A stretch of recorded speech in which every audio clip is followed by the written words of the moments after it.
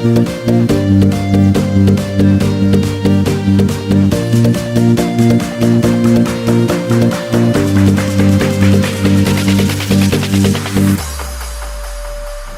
is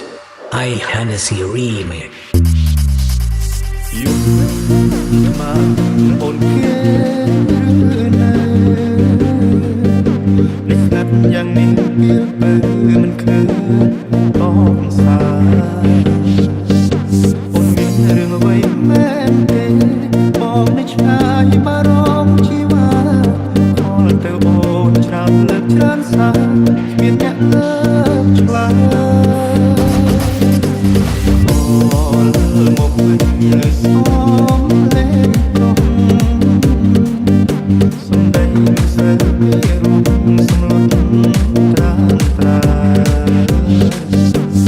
ពេលទៅខកថ្មនឹង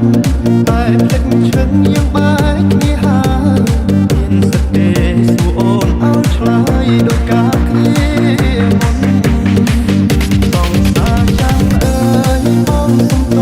ខอទៅរំខានរឿងបាត់ម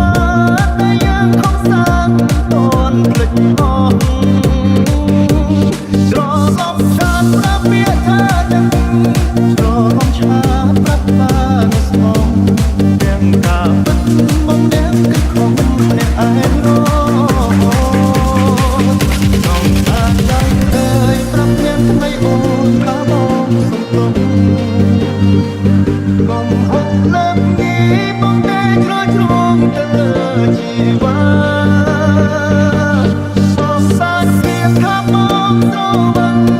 បងសាច់វាថាបងញ៉ាំស្រាតែពេលនេះចង់ប្រាប់អូនថាបងនឹកអូនណាស់